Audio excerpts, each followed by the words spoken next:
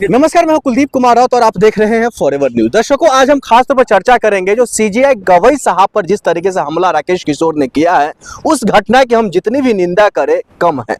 इससे पहले हमने कई सारे इंटरव्यूज लिए हैं, लेकिन सवाल अभी बरकरार है जो आखिरकार वो जेल के बाहर क्यों है, उसको जेल में क्यों नहीं डाला जा रहा है, आखिरकार कौन सी ऐसी शक्ति है जो उसे बचाने का कामकाज कर रहा है। यूं कहे तो काले कोट के अंदर में गुंडे, काले कोट के अंदर में जो ये राकेश किशोर अपने आप में जो दर्शाता है, जो मैं दलित हूं, मुझे किसी चीज का भय नहीं है, सपना में आया था। भाई साहब, अगर सपना में अगर आपको किसी का कत्ल करने का आएगा तो आप क्या कत्ल कर देंगे? इस तरह से कई सारे सवाल है। सवाल का जवाब ढूंढते ढूंढते आज मैं दिल्ली के एआईसीसी पहुंचा हूं। हमारे साथ नौशाद जी हैं, वरिष्ठ नेता हैं, तमाम मुद्दों पर बेबाकी से अपना बयान रखते हैं। सर, आपका बहुत बहुत स्वागत है। किस तरीके से इस घटना को देखते हैं, सीजे साहब पर जूता फेंकना, फिर बाद में ये करना जो मुझे किसी तरीके से कोई अफसोस नहीं है, और सबसे बड़ी बात, भारत सरकार ने उसको जेल में डालने की बजाय वो अपने घर पर मीडिया से बातचीत कर रहे हैं।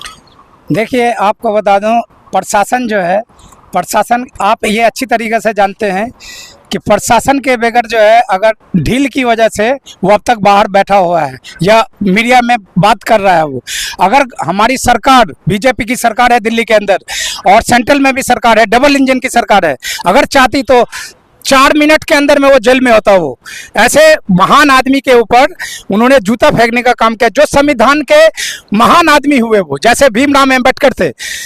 वो उन्हीं की देन है ना, जो कि हम स्टेप बाय स्टेप जो मौका मिलता है, जो उस पद पे आते हैं, आसान बात थोड़ी है चीफ जस्टिस बन जाना। और ऐसे लोगों को के ऊपर ऐसा जब इस तरीके से गया है, तो आप ये बताइए कि बीजेपी सरकार कैसी सरकार है कि जो आप ये बताइए कि दबे कुचले की, ओबीसी की और ऐसी बातें करते हैं। जब इतने बड़े लोगों के ऊपर इस तरीके की घटना हो गई तो कुछ नहीं हुआ, तो कहीं पे मतलब महिलाओं के साथ दुरुपयोग कर देते हैं लोग, कहीं पे किसी का मर्डर कर देते हैं, गरीब अत्याचारी लोगों का, तो वहां पे कैसे एक्शन होगा? सर, आप ये बताइए। सवाल ये भी खड़ा हो रहा है, कहा ये भी जा रहा है, जो कई तरीके की बातें सीजे साहब ने खुद इन मामलों को लेकर के दरकिनार कर दिया। सीजे साहब ने खुद कहा जिस पर कोई एफआईआर या किसी तरीके से कोई एक्शन नहीं, तो फिर कई सारे लोग जो एक्शन की मांग, गिरफ्तारी की मांग, उनको जेल भेजने की मांग कर रहे थे। ये कहाँ तक न्याय की बात है? देखिए, मैं आपको एक बता दूं, जो चीफ साहब थे, उन्होंने अपना बड़ा दिल दिखाया। उन्होंने अपना बड़ा ये दिल दिखाया कि उन्होंने अपनी तरफ से, यही तो महान आदमी का काम होता है कि उन्होंने महान काम करने की अपनी तरफ से, वो अभी भी जो मान लिया मामूली बात पे अगर कोई एक थप्पड़ मार देता है तो आदमी कहता है उसको जेल भेज दो, और इतनी बड़ी घटना होने के बावजूद भी उन्होंने उनको ये कहा कि छोड़ दो, उसके ऊपर ये मत करो। लेकिन मेरा कर्तव्य क्या बनता है? हम शपथ लेते हैं, सरकार के अंदर आते हैं तो हम शपथ लेते हैं कि हम कोई किसी के अंदर भेदभाव नहीं करेंगे, और मैं शपथ लेता हूं कि मैं सबके लिए एक समान काम करूंगा। तो जो सरकार का क्या काम है ये बताइए? सरकार को चाहिए कि 5 मिनट के अंदर अंदर में उसको जेल में डालना चाहिए।